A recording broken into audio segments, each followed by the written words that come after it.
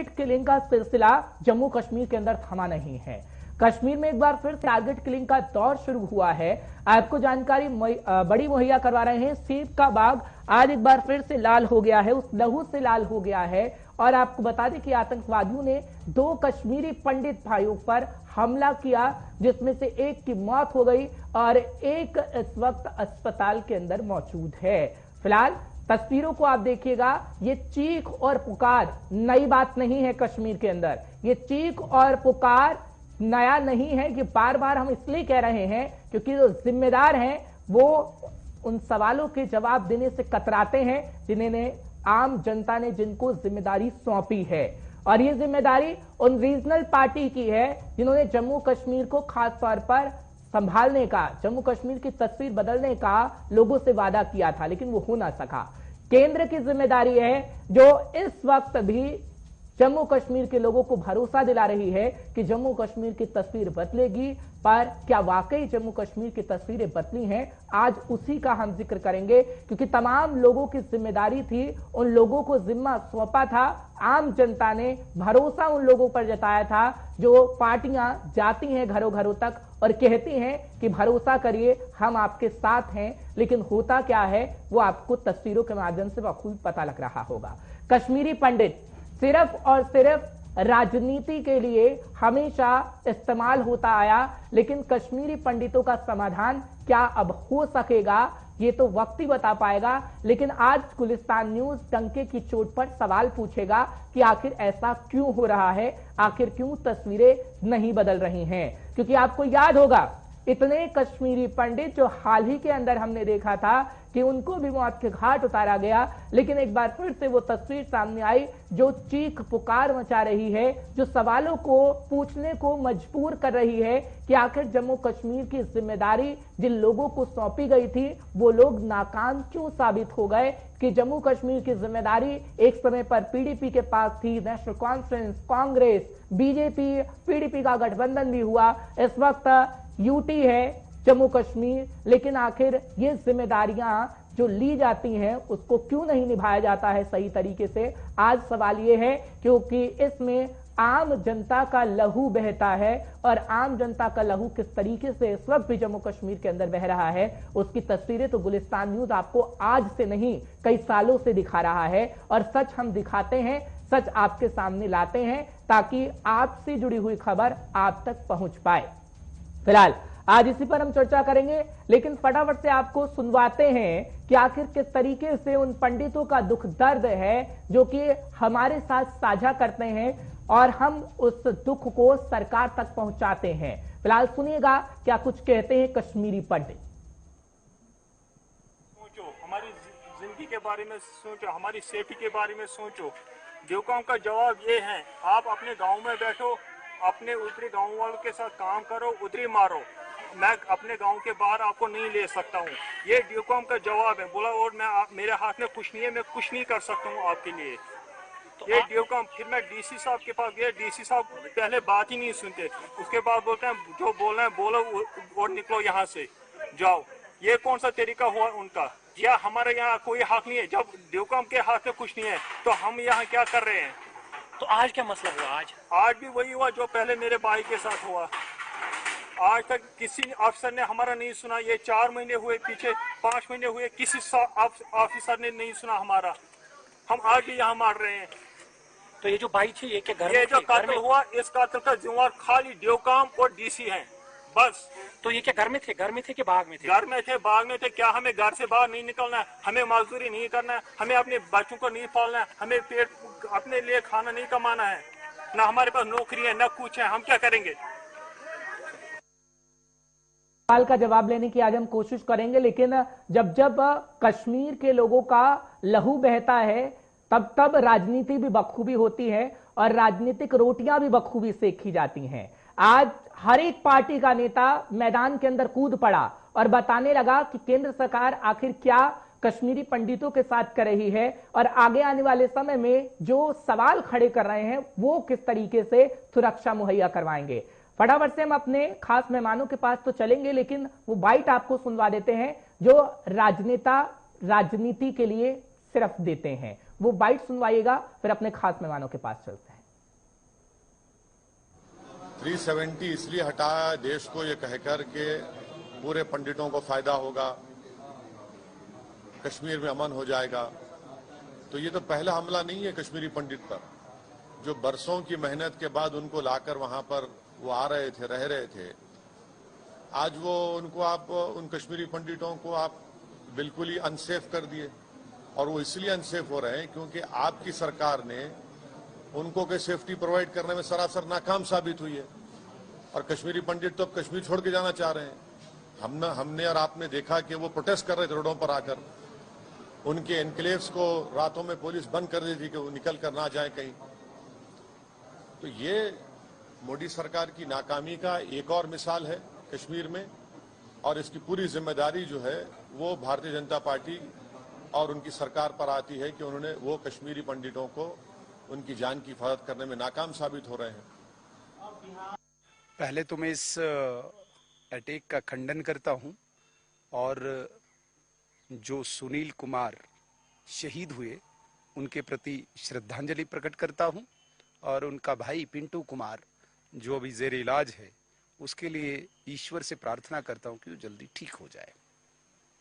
देखिए, जो ये कल गोपालपुरा में और यहाँ पीसीआर में और आज ये तीसरा इंसिडेंट है, ये सीधे सीधे दर्शाता है कि पाकिस्तान और पाकिस्तान प्रायोजित जो यहाँ पे तत्व है, एलिमेंट है, वो बौखला गया। जब उसने चारों तरफ से कश्मीर के हर कोने, हर गली, हर मोहल्ले, हर चौक, हर दुकान, हर पोल, हर मकान पे तिरंगा देखा तो पाकिस्तान घबरा गया। क्योंकि कश्मीर ने यहाँ के भाईचारे, यहाँ के अमन और यहाँ की डेवलपमेंट की जिम्मेदारी अपने कंधों में ली और जिसका मुजाहिरा तिरंगा हाथ में लेके उन्होंने किया। मुझे लगता है कि ये एक बौखलाहट। देखिए, जहाँ तक ऐसी अनफॉर्चुनेट वारदातों का ताल्लुक है, मेरे ख्याल में कोई भी जी होश शख्स ऐसे वारदातों की मजम्मत के बिना रह नहीं सकता। अल्फाज भी नहीं काफ़ी है कि बार बार हम मजम्मत करें, दुख का इजहार करें। तो मुझे लग रहा है अब ये एक रूटीन बन रहा है। अभी जहां शुपियान की जो बड़ी अफसोसनाक वारदात, एक माइनॉरिटी कम्युनिटी से जिसका ताल्लुक है, वो मारा गया, एक और ज़ख्मी हुआ। तो कुछ दिन पहले बांडीपोरा में एक नॉन लोकल मजदूर भी मारा गया। अब यह सरकार की जो बार बार कहानियां हम सुन रहे हैं कि नॉर्मलसी है, अमन व अमान है, मेरे ख्याल में उन्हें भी अब थोड़ा सा जायजा लेना चाहिए अपनी करनी का भी और साथ ही। तो आपने सुना राजनीतिक पार्टियां किस तरीके से सरकार पर तंज कसने का काम कर रही हैं, क्योंकि सोशल मीडिया अकाउंट पर अगर आप जाएंगे गुलिस्तान न्यूज के तो आपको ट्विटर के भरमार मिल जाएंगे, क्योंकि राजनीतिक पार्टियों ने आज ट्वीट भी बखूबी इस पर किया है। महबूबा मुफ्ती का जिक्र करें या फिर बात नेशनल कॉन्फ्रेंस की करें, अपनी पार्टी की करें, या फिर अनेक पार्टी की जो जम्मू कश्मीर के अंदर रीजनल पार्टी है वो तंज कसने का काम केंद्र सरकार पर कर रही है, क्योंकि इस वक्त केंद्र शासित प्रदेश जम्मू कश्मीर है। लेकिन जिम्मेदारी हर एक उस पार्टी की बनती है जम्मू कश्मीर की जिसने जम्मू कश्मीर पर हुकूमत की है और लोगों की सेफ्टी का वादा किया था। इसलिए आज ये मुद्दा लेकर हम आपके सामने 5 बजे में हाजिर हुए हैं और इसी मुद्दे पर हम चर्चा कर रहे हैं। 3 खास मेहमान मेरे साथ इस वक्त मौजूद हैं। डॉक्टर ताहिर चौधरी साहब है, बीजेपी के लीडर हैं। ताहिर साहब, आपका बहुत बहुत शुक्रिया इस वक्त हमारे साथ जुड़ने के लिए। मुजफ्फर इकबाल खान साहब है, नेशनल कॉन्फ्रेंस के लीडर हैं। मुजफ्फर साहब, आपका बहुत बहुत शुक्रिया हमारे साथ जुड़ने के लिए। तजीम दार साहब हैं, पीडीपी के नेता हैं। तजीम साहब, आपका बहुत बहुत शुक्रिया हमारे साथ आने के लिए। आप तीनों का आभार जो आपने समय निकाला। ताहिर चौधरी साहब, सबसे पहले सवाल आपका बनता है, क्योंकि मैंने प्रोग्राम की शुरुआत में ही कहा कि जिम्मेदारी सबकी है जिसने जम्मू कश्मीर के अंदर हुकूमत की है। पीडीपी, नेशनल कॉन्फ्रेंस, कांग्रेस, जिसने हुकूमत की है और सुरक्षा का दावा किया उसकी जिम्मेदारी बनी है। लेकिन केंद्र सरकार की इस वक्त जिम्मेदारी बनती है, क्योंकि इस वक्त केंद्र शासित प्रदेश जम्मू कश्मीर है। क्या कहेंगे आप इनकी सुरक्षा के लिए, क्या कहेंगे जो कश्मीरी पंडित चाहता है? देखिए, आज का दिन बहुत दुख का दिन है और हम लोग रोज अफसोस करते हैं, किसी न किसी अपने को खोते हैं। आज फिर हमने अपने एक भाई को खोया, एक इंजर्ड है, उसका इलाज चल रहा है। थोड़े दिन पहले हमने एक नॉन लोकल को बांडीपुरा में खोया था। और कब तक हम अपने लोगों को खोते रहेंगे, कब तक अफसोस मनाते रहेंगे? बड़ी दुख की बात है। लेकिन कहीं ना कहीं पाकिस्तान के जो स्पॉन्सर एजेंट वैली के अंदर काम कर रहे हैं, मिलिटेंट्स जो अपने टारगेट किलिंग्स करने में अपने उनके जो मंसूबे हैं वो कामयाब हो रहे हैं। बहुत सारी चीजें पिछले 15-20 दिन से जैसे कश्मीर में माहौल बनाया गया था, तिरंगा रैलीज हो रही थी, हर घर पे तिरंगा नजर आ रहा था। पिछले 2-3 दिन में बहुत जश्न मनाया जा रहा था 75 साल देश की आजादी के जब खत्म हुए। तो बहुत सारी बुखलाहट, क्योंकि पाकिस्तान नहीं चाहता है कि कश्मीर में अमन और अमान हो, कश्मीर तरक्की की राह पे चले, कश्मीर में खुशहाली रहे, कश्मीर के बच्चे रोज स्कूल जाएं, कश्मीर के बच्चे कामयाबी के रास्ते पे चलें। बहुत सारी चीजें हैं और मुझे लगता है कि इसकी जवाबदेही हमारी सिक्योरिटी फोर्सेस का कहीं ना कहीं लैप्स होना, और एलजी साहब को भी इसका फ्रंट पे आना पड़ेगा, जवाब देना पड़ेगा कि क्यों बार बार हम किसी न किसी अपने को खोते हैं। और बहुत दावे एलजी साहब करते हैं, बहुत कुछ कहते हैं कि ऐसा होगा ऐसा होगा, लेकिन कुछ दिन ठीक रहता है सब कुछ, फिर हम किसी अपने को खोते हैं। क्योंकि इस टाइम पे इन चीजों के ऊपर सियासत ना की जाए तो अच्छी होगी, क्योंकि किसी माँ ने अपना बेटा खोया है, किसी परिवार ने अपना एक फर्द को खोया है, और जब कोई किसी घर का कोई इंसान चला जाता है तो उसके लिए वैसा एक गम होता है जो सारी उम्र वो उस गम को नहीं भूलते हैं। ठीक है, मैं एक एक सवाल ले लेता हूं सर, फिर चर्चा को आगे बढ़ाता हूं, समय मेरे पास बहुत है।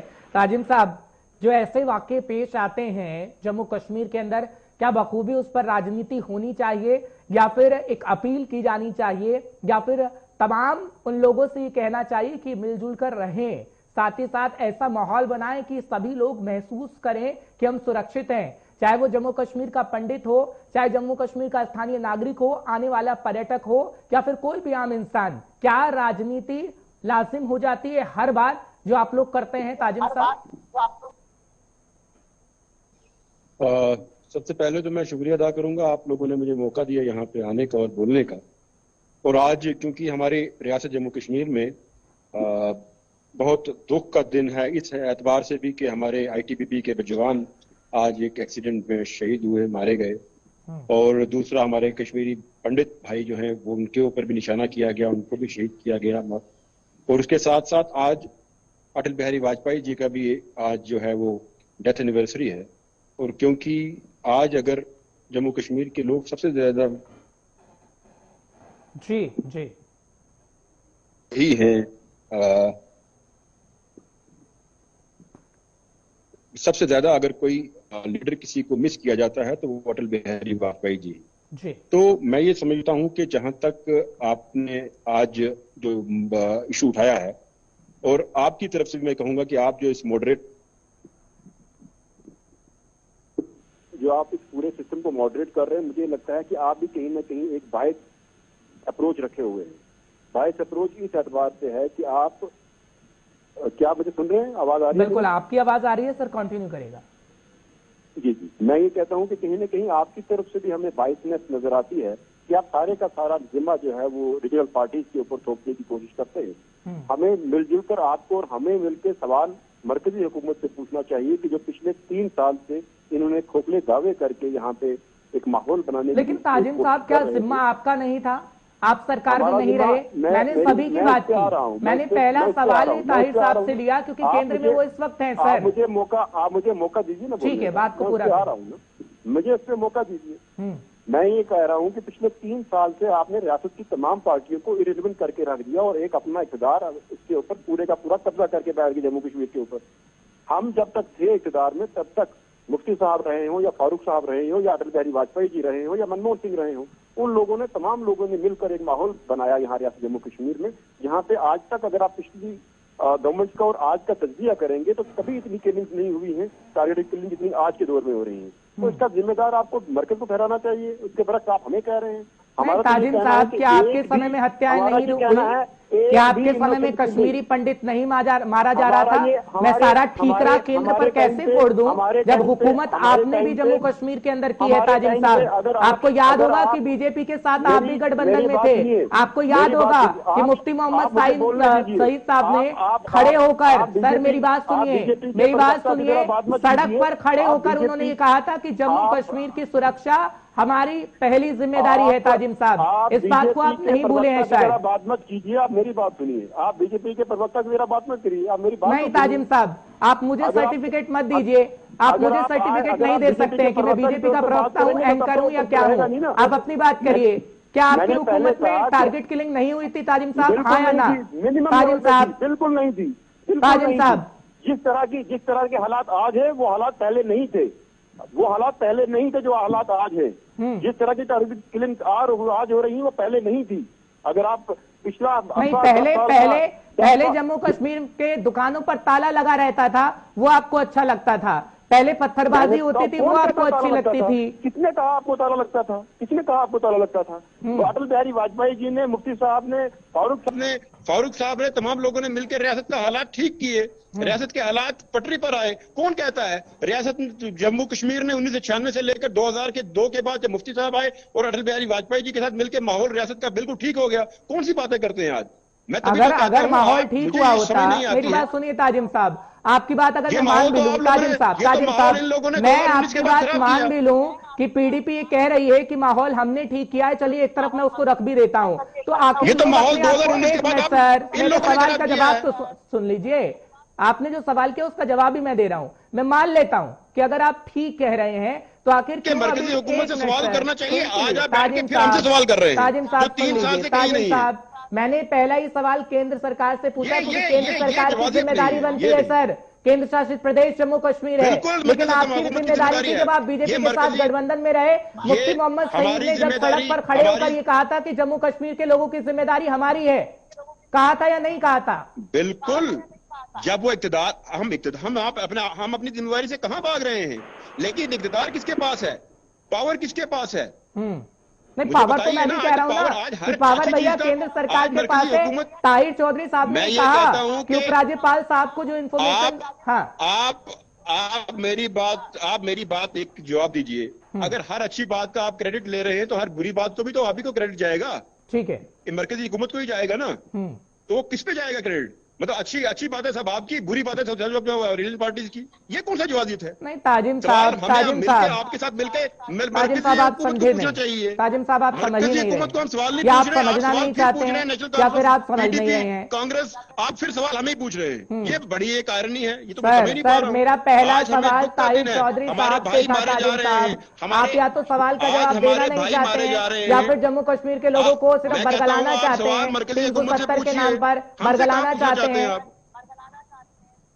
है, मैं आपके पास आ रहा हूँ मैं ठीक है, मुजफ्फर साहब के पास ताजिम साहब मेरे पास समय पूरा है। मुजफ्फर साहब मैं आपके पास आ रहा हूँ, क्योंकि मैं जिस मुद्दे को लेकर बैठा हूं सर वो बड़ा सेंसिटिव मुद्दा है और ये आज से मुद्दा नहीं है, और मैं इसलिए सभी पार्टियों का नाम ले रहा हूं क्योंकि सभी पार्टियों ने हुकूमत की है, जम्मू कश्मीर के लोगों को वादा किया है कि हम आपकी सुरक्षा मुहैया करवाएंगे। केंद्र सरकार की ज्यादा जिम्मेदारी इसलिए है क्योंकि इस वक्त केंद्र शासित प्रदेश जम्मू कश्मीर है, लेकिन पीडीपी की भी जिम्मेदारी बनती थी, नेशनल कॉन्फ्रेंस की भी जिम्मेदारी बनती थी, कांग्रेस की भी जिम्मेदारी बनती थी कि जम्मू कश्मीर के लोगों को वो माहौल दिया जाए ताकि वो खुली हवा में सांस ले सके।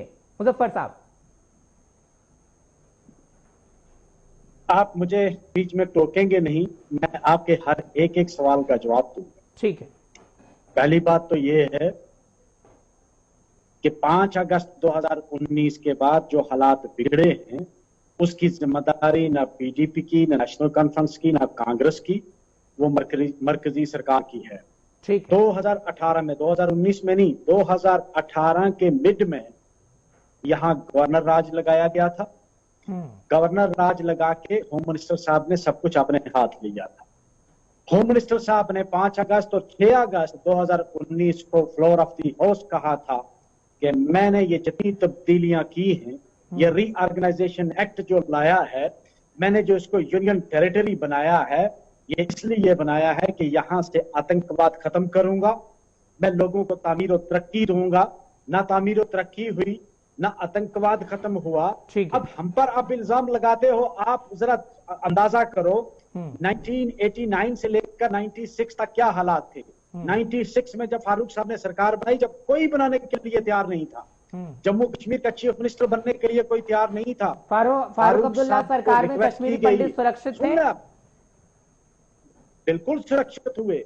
आस्ता आस्ता स्टेडली हर चीज रिस्टोर। 90 में हालात कैसे बने फिर? स्कूल तबाह हो गए। मैं 1896 की बात कर रहा हूँ, 90 में नहीं थे फारूक साहब, 90 में गवर्नर राज था। 96 में कितने कश्मीरी पंडितों की मौत हुई थी? आप तो एक वकील हैं, आप ज्यादा जानते होंगे। 96 ऑनवर्ड आस्ता आस्ता हालात ठीक होते रहे। Everything was restored. तमाम स्कूल जला दिए गए, पुल जला दिए गए, मतलब कोई एडमिनिस्ट्रेशन नाम की चीज नहीं थी। एडमिनिस्ट्रेशन रिस्टोर की, रिट ऑफ द गवर्नमेंट शुरू हुई, किसी ऑफिसर चले। अरे भाई यहाँ हाई कोर्ट हमें पता है, हाई कोर्ट में कोई लिटिगेंट नहीं होता था, कोई एडवोकेट नहीं होता था। पूरे दोनों विंग्स में नॉर्मलसी वापस आई। 2002 में जब इलेक्शन हुए, मुफ्ती साहब आए, उन्होंने भी कंट्रीब्यूट किया, उन्होंने भी इसको जो डिरेल सिस्टम था उसको वापस अपनी पटड़ी पे लाया।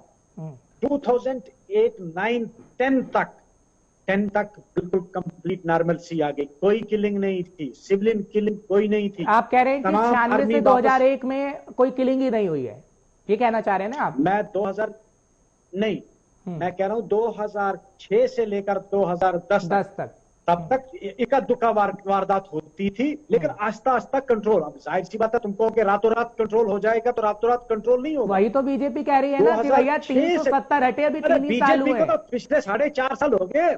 बीजेपी ने तो आपकी बात तो मैं दोहरा रहा हूँ।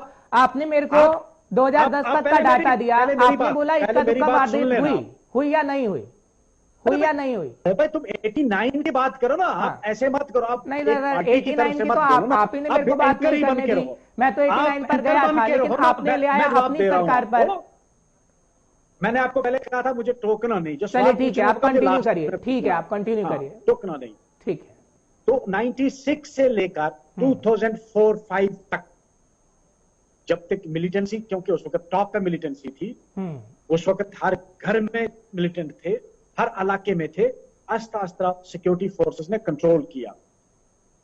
2006 से लेकर आप अगर 2010 का एरा देखेंगे, कंप्लीट बिल्कुल काम हो गया, पीस हो गया। 2010 में स्टोन पिल्टिंग स्टार्ट हुई, लेकिन सिविलियन किलिंग नहीं थी। It was a conflict between militants and the security forces. Civilian killing कभी नहीं हुई इससे पहले। ठीक है। 89 में जब हुई, माइग्रेशन हो गई। ये जो सिलेक्टेड सिविलियन किलिंग्स हैं, जो खासकर पंडित कम्युनिटी को वहां किलिंग हो रही है, इसकी जिम्मेदारी पूरी की पूरी एडमिनिस्ट्रेशन की है। हमारी जिम्मेदारी तब होती कि हमारे हाथ में कुछ, हमें तो यह खुद अपने आप को इंस्योर करके रखा है इन्होंने, हम तो सीधी तरह बोल नहीं सकते। ठीक है, आपकी बात हो गई तो मैं बोलूं। आपने मेरे को कहा था कि आपको बीच में ना टोका जाए। बोलिए। ठीक है, बोलिए। ठीक है। आपने ये कहा कि नेशनल कॉन्फ्रेंस की सरकार रही तो हाँ वारदात हुई, लेकिन इक्का दुक्का वारदात हुई, आपके शब्द थे सर, हाँ या ना? मुजफ्फर साहब, आपने ये बात कही ना कि नेशनल कॉन्फ्रेंस की जब सरकार थी तो इक्का दुक्का वारदात हुई, हाँ या ना? ये बात कही आपने। सिलेक्टिव किलिंग नहीं हुई, माइनॉरिटीज किलिंग नहीं हुई, पंडित नहीं मारे गए उस वक्त, कोई एक बता दो। ठीक है, पंडित बता दो जो उस वक्त मारा गया हो। ठीक है, मैं ताहिर साहब के पास जा रहा हूं, क्योंकि बीजेपी बार बार यही कहने की कोशिश करती है कि भैया अभी थोड़ा सा समय दीजिए। जिस तरीके से आप ये कह रहे हैं कि हमने धीरे धीरे हालात को सुधारने की कोशिश की, थोड़ा समय लगा। आवाज दीजिएगा मुजफ्फर साहब की, किसी की आवाज मत बंद करिएगा। मैं कहता हूं ठीक है मुजफ्फर साहब, हाँ कंटिन्यू करिए सर, कंटिन्यू करिए। मुजफ्फर साहब आप कुछ कह रहे हैं तो कंटिन्यू कर सकते हैं। हाँ, मैंने कहा 4 साल हो गए इनको। 2018 में इन्होंने हुकूमत संभाली थी। अभी टाइम कितना चाहिए? ताहिर साहब फटाफट से जवाब दीजिएगा। फिर एक सवाल मेरा है आपके, हम लोग पिछले 3 नेशनल कॉन्फ्रेंस और पीडीपी आपसे सवाल पूछ रही है कि भैया उनकी सरकार में किस तरीके से माहौल को ठीक करने की कोशिश हुई, लेकिन आपने 370 को अभी हटा दिया, लेकिन तब भी माहौल ज्यों का त्यों है। फिर मैं अपना सवाल भी लूंगा। देखिए हर्ष, बहुत मजबूरी है कि अफसोस का टाइम है, हमने किसी अपने को खोया है, फिर ये लोग सियासत कर रहे हैं, रीजनल पार्टीज के लोग। इन लोगों को इस चीज का एहसास होना चाहिए कि कैसे इलेक्शंस होती थी और कैसे ये लोग इलेक्शन जीतते थे। सब कुछ ये लोग जानते हैं, जम्मू कश्मीर का आवाम जानता है, और कैसे कश्मीर में हालात खराब किए जाते थे, कैसे इलेक्शंस करवाई जाती थी, कैसे सरकारें बनाई जाती थी, सब कुछ इन लोगों ने किया। लेकिन आज के टाइम पे इन लोगों को एहसास हो गया कि दोबारा इनकी सरकारें नहीं आने वाली हैं। नहीं, उन्होंने 2006 और 2010 का जिक्र किया। 2006 से 10 वाजपेयी जी ने इलेक्शन करवाए थे, वाजपेयी जी प्राइम मिनिस्टर थे। जब आप लाल किले से कहा था, लाल किले से वाजपेयी जी ने कहा था कि पहली बार रियासत में फ्री एंड फेयर इलेक्शन हुए हैं। निकालते थे आप वाजपेयी जी के कहे हुए को टालना चाहते हैं? पत्थरबाजी करवाई जाती थी। आप वाजपेयी जी ने कहा था कि लाल किले से कहा था कि फ्री एंड फेयर इलेक्शन हुए हैं 2002 के। करते थे। ठीक है, मैं आऊंगा ताजिम साहब, PDP का भी जिक्र करूंगा। ताजिम साहब, नेशनल कॉन्फ्रेंस का सवाल ले रहा हूँ। ताजिम साहब, एक मिनट प्लीज। ऐसे आप लोग बोलेंगे वाजपेयी जी टाइप में। ठीक है ताजिम साहब, वाजपेयी जी के मैं आपका कहे सवाल हुए लूंगा। ताजिम साहब, आज बताना चाहते हैं। आप क्यों नहीं सुन सकते हो? ठीक है ताहिर साहब, पहले नेशनल कॉन्फ्रेंस का जवाब दीजिए। 2006 से 10 का वो जिक्र कर रहे हैं कि हुकूमत उनकी थी तो इक्का दुक्का वारदात हुई थी, उसके अलावा कुछ नहीं। हालांकि डाटा में अभी दिखा सकता हूं पूरा, लेकिन आपकी सरकार को 4 साल हुए। देखिए, जब इन लोगों की सरकार थी जो ये टाइम बता रहे हैं, उस टाइम पे इक्का दुक्का वारदात नहीं होती थी। हर्ष, आप डाटा निकालिए, जब भी मरते थे बल्क में लोगों को मारा जाता था, मिनॉरिटी के लोगों को टारगेट किया जाता था। उसमें सरदार भी आते थे, कश्मीरी पंडित भी आते थे, दूसरे लोग भी आते थे। इन लोगों ने यही काम करके अपनी सरकारें चलाई। मुसलमान भी आते थे, सभी लोग आते थे। क्यों? दूसरे लोग क्यों बोलते हो? मुसलमान लफ्ज़ लेते हैं, फिर मत देखिए, जब आप बोल रहे थे मैं आपकी बात सुन रहा था। ठीक है ताजिम साहब, आपके सवालों का जवाब वो दे रहे हैं, मैंने तो अभी सवाल भी नहीं पूछा है। बात ये कि हकीकत सच्चाई आपसे नहीं सुनी जाती है। ठीक है, कब तक ऐसे सियासत करोगे आप? लीजिए कि मुसलमान भी मारे जाते थे कश्मीर के, जम्मू कश्मीर ताजिम साहब, अपने बहुत लोग को। एक मिनट ताहिर साहब रुकिएगा, एक मिनट। ताजिम साहब, मैं आपको बार बार क्लियर कर चुका हूं। एक बार पहले भी आप डिबेट में बैठे थे, तब भी मैं जिक्र कर चुका था कि जम्मू कश्मीर की आवाम ऐसी है कि हमेशा मिलजुल कर रहती है, और जम्मू कश्मीर के अंदर मुस्लिम भी मर रहा है, कश्मीरी पंडित भी मर रहा है, हिंदू भी मर रहा है, गैर स्थानीय भी मर रहा है। ताजिम साहब, आप मेरी बात को समझिए। बिल्कुल, हम पार्शियलिटी नहीं करते सर, एक पत्रकार हैं, हम बोलते हैं खुलकर। आवाम की बातों का जवाब आप लोगों से लेते हो, क्योंकि हुकूमत आप करते हैं। जवाबदेही आपकी है ताजिम साहब। ठीक है, आप कह रहे हैं, ताहिर साहब प्लीज कंटिन्यू करेगा। मैं सिर्फ आपको बता रहा था ताजिम साहब। कश्मीर में हर्ष, बहुत लोगों ने अपने को खोया। मुझे नहीं लगता कोई घर ऐसा बचा होगा जिसने अपने को नहीं खोया होगा। हमारे सिक्योरिटी फोर्सेस के जवानों ने, हमारे जम्मू कश्मीर पुलिस, हर किसी ने वहां पे आपकी है ना ताहिर साहब, 4 साल हो गए। बिल्कुल मैं मानता हूँ। देखिए, हर सामने कश्मीर के हालत बहुत सुधारे, सेंट्रल हाई कमांड ने कश्मीर के हालत बहुत सुधारे। आज के टाइम पे कश्मीर वैसा नहीं है। फिर बदकिस्मती है, कहीं ना कहीं इस तरह की वारदात हो जाती है कि कहीं ना कहीं हमें किसी अपने को खोना पड़ता है। वो चीजें हो रही हैं, लेकिन ये चीजें ज्यादा लंबा टाइम नहीं चलेंगी। ये चीजें तब चल रही है जब कोई ना कोई 1-2% लोग ऐसे हैं जो इन लोगों की हेल्प करते हैं और वो लोग अपने मंसूबे में कामयाब होते हैं। लेकिन अब आने वाला टाइम होगा, जो वारदात करने वाला वो तो जाएगा, जो उसकी मदद करने वाले वो भी नहीं बख्शे जाएंगे। सरकार के इरादे बहुत मजबूत हैं। ताहिर साहब, इस बात को समझिए। ताहिर साहब, बीजेपी की हुकूमत है, लोग आप पे भरोसा कर रहे हैं। कश्मीर की जनता, जम्मू की जनता इस आशा में है कि केंद्र में इस वक्त बीजेपी की सरकार है, इस आशा में है कि भैया हमारी जानों की सुरक्षा होगी। कश्मीरी पंडित प्रदर्शन के जरिए, कश्मीरी पंडित अपील के जरिए, कश्मीरी पंडित सोशल मीडिया के जरिए आपसे अपील कर रहा है कि हमें सुरक्षा दीजिए, हमारी जान को बचाइए। ताहिर साहब, देखिए हर्ष, मैंने आपको पहले ये बात कही कि इस टाइम पे वक्त है एलजी साहब को सामने आने का और इस चीज को क्लियर करने का कि ऐसी वारदात कब तक होती रहेगी, कब तक हम अपनों को खोते रहेंगे। मैं ये चीज मैंने आपको पहले क्लियर कर दी, लेकिन ये चीजें तभी ये मिशन कामयाब होते हैं जब कहीं ना कहीं 1-2% ऐसे लोग वैली के अंदर हैं जो इन लोगों की मदद करते हैं और वो अपने मंसूबे में कामयाब होते हैं। पीडीपी के लोग हैं, नेशनल कॉन्फ्रेंस के लोग हैं। देखिए, वो एजेंसी का काम है, सिक्योरिटी फोर्सेस का काम है उन लोगों को ढूंढना, और सिक्योरिटी फोर्सेस उनको ढूंढ निकालेगी, ऐसी कोई बात नहीं है। ठीक है ताजिम साहब, ना चाहते हुए भी आप पे इशारा था, आप समझ गए होंगे।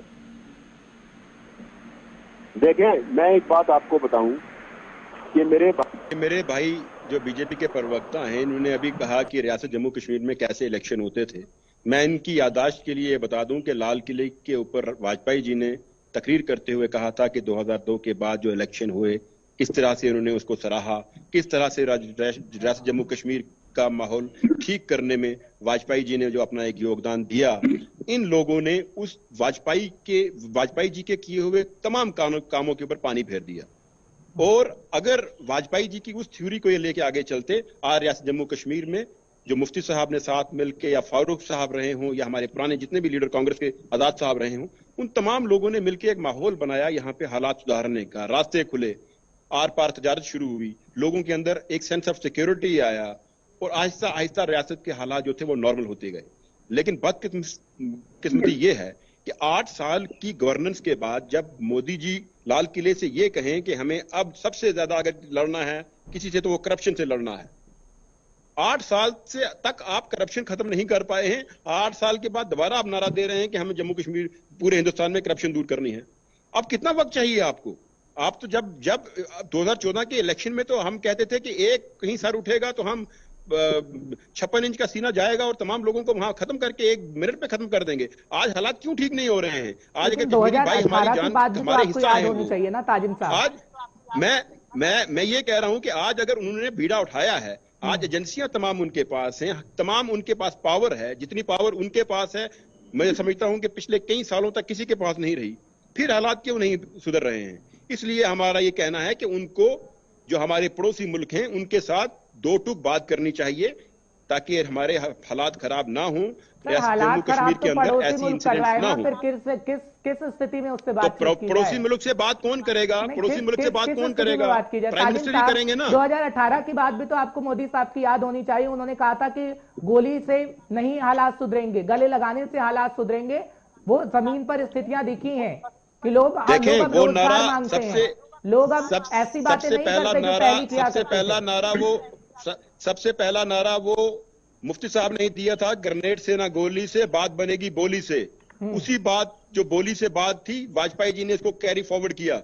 आज भी मैं वही कहूंगा जो मुफ्ती डॉक्ट्राइन था जम्मू कश्मीर को लेकर उसी को फॉलो करने की जरूरत है। जो वाजपेयी डॉक्ट्राइन था उसको फॉलो करने की जरूरत है।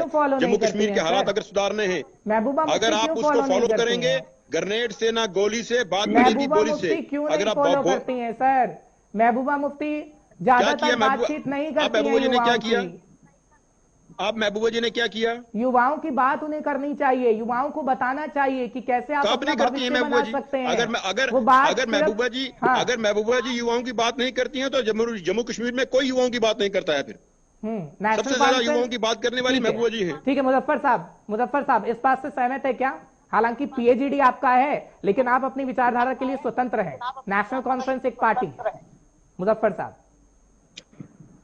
जी, मैं एक चीज आपको वाज़िया तौर पर कह दूं, मुझे खुद जाती तौर पर भी और हमारी पार्टी को भी इसका बड़ा दुख है कि ये जो 2 लोगों को, 2 भाइयों को, सुनील कुमार और पिंटू को जो गोली मारी गई है, जिसमें सुनील कुमार जो है वो जाँ बहक हो गया, शहीद हो गया है। हमें इनका अफसोस है। हम इस पर ये बिल्कुल गलत कह रहे हैं जो बीजेपी के स्पोक्स पर्सन हैं कि हम कोई पॉलिटिक्स कर रहे हैं। हम इस हक में बिल्कुल नहीं है। लेकिन एक चीज जो तय है, आप हर बार वेरी कन्वीनियंटली आप पाकिस्तान का नाम लेकर हर चीज को आप ऊपर उसको मिट्टी नहीं फेर सकते, आप उसको ब्रश अंडर द कारपेट नहीं कर सकते। पाकिस्तान अगर अपनी हरकत करता तो आपकी भी कोई जिम्मेदारी बनती है। आप भी एक मुल्क है, आपके पास भी एक फॉरेन मिनिस्ट्री है, डिफेंस मिनिस्ट्री है, आपकी भी कोई जिम्मेदारी बनती है। यहाँ के शहरी के तहफ़्फ़ुज़ की, जान और माल के तहफ़्फ़ुज़ की जिम्मेदारी यहाँ की हुकूमत की है। हम पाकिस्तान से सवाल नहीं पूछ सकते, हम यहाँ की हुकूमत से सवाल पूछ सकते हैं। और हम लोगों को आपने जवाब देना है कि आप 5 अगस्त 2019 को कहते थे कि एवरीथिंग इज हंकी डोरी। भाई बहुत खुश हो गए लोग। ठीक है मुजफ्फर साहब, लेकिन एक लाइन आपको और कहनी पड़ेगी। कोई खुश नहीं था। एक लाइन और कहिए। आप राजनीतिक पार्टी के नुमाइंदे हैं, मैं चाहूंगा आप ये लाइन कहें कि राजनेताओं की तो जिम्मेदारी बनेगी लेकिन सभी आम नागरिकों की भी जिम्मेदारी बनेगी। जब तक आम नागरिक इसे समझेगा नहीं, हर एक आम नागरिक सर, हर एक आम नागरिक, क्योंकि कश्मीर का नागरिक चाहता है कि माहौल सही बने और लोगों की भी जिम्मेदारी बनती है सर। सभी से आपको अपील करनी होगी। मैं आप यहाँ शायद मुझे लगता है कभी विजिट नहीं किया होगा ना, तो आप ये समझ रहे हैं कि यहाँ बाकी जो हिंदुस्तान का हिस्सा है या रियासतें हैं उस जैसा माहौल है। यहाँ एक अजीब सूरत हाल है। 5 अगस्त 2019 के बाद हर आदमी नाराज है, एलिनेटेड है, हर आदमी डरा हुआ है, सहमा हुआ है। यहाँ किसी को कोई पता नहीं मेरा पड़ोसी क्या कर रहा है।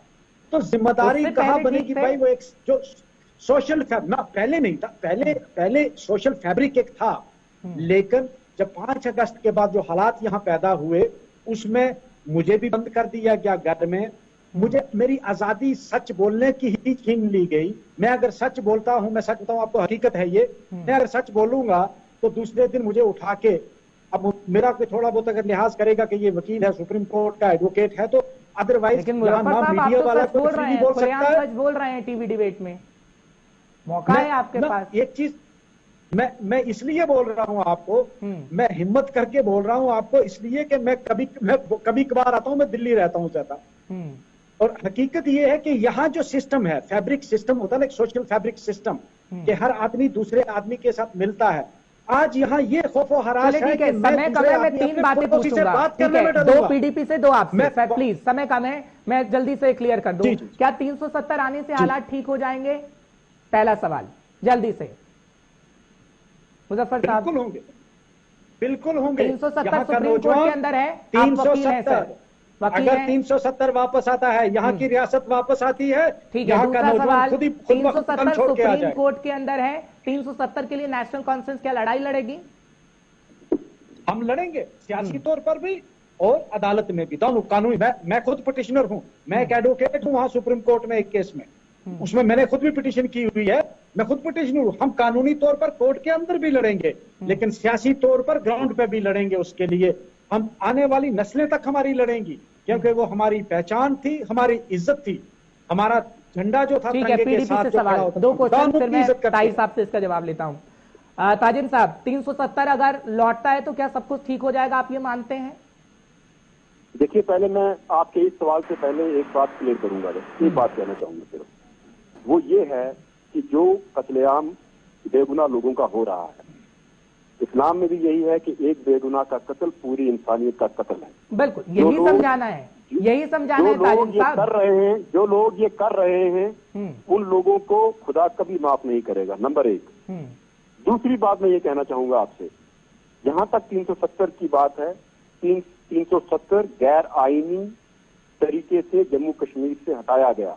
जम्मू कश्मीर के रहने वाले लोगों की उसमें राय शामिल नहीं की गई, और मरकजी हुकूमत को, चाहे वो बीजेपी है या आने वाली कोई भी हुकूमत हो, जब तक वो 370 हमारा शनाख्त, हमारा झंडा वापस नहीं करेंगे, तब तक रियासत के लोगों के अंदर, जहनों के अंदर कहीं ना कहीं ये जहन में रहेगा कि हमारे साथ। ठीक है, ताहिर साहब जवाब दीजिएगा। ताहिर साहब, 370 कहा जा रहा है सभी रीजनल पार्टियों की तरफ से कि असंवैधानिक तरीके से हटाया गया, और 370 के बाद हालात नहीं बदले। क्या बदला, हमारे दर्शकों को और पीडीपी और नेशनल कॉन्फ्रेंस को फटाफट से 4 पॉइंट में समझाइए। देखिए हर्ष, जहां तक 370 और 35 की बात आती है, चीज ऑलरेडी कोर्ट पे है, ऑनेबल कोर्ट में है, और मुझे लगता है कि जब तक वो चीज का कोर्ट से कोई डिसीजन नहीं आता और हमें उसके ऊपर कोई टिप्पणी नहीं करनी चाहिए, उसके ऊपर बात ही नहीं करनी चाहिए। ये लोग बात करते हैं क्योंकि इनका मुद्दा है, उसी के ऊपर बात करेंगे, उसी से लोगों को बीच में जाएंगे, उसी के ऊपर अपनी सियासत चलाएंगे।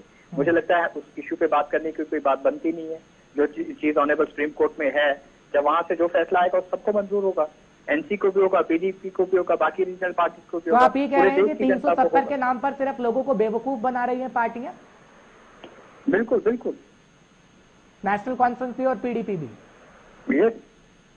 आपका कौन सा मुद्दा होगा अगर आप कश्मीर के अंदर आगे जाते हैं, क्या कहेंगे?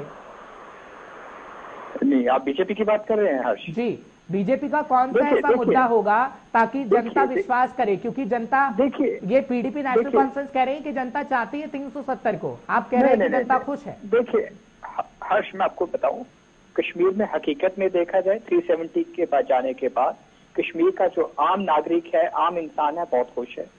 पहली बार उनको इस चीज का एहसास हो गया कि वो किस चक्की में फिस रहे थे, कभी एनसी के चक्कर में होते थे, कभी पीडीपी के, कभी दूसरी पार्टीज के, किन हालात में वो लोग रहते थे।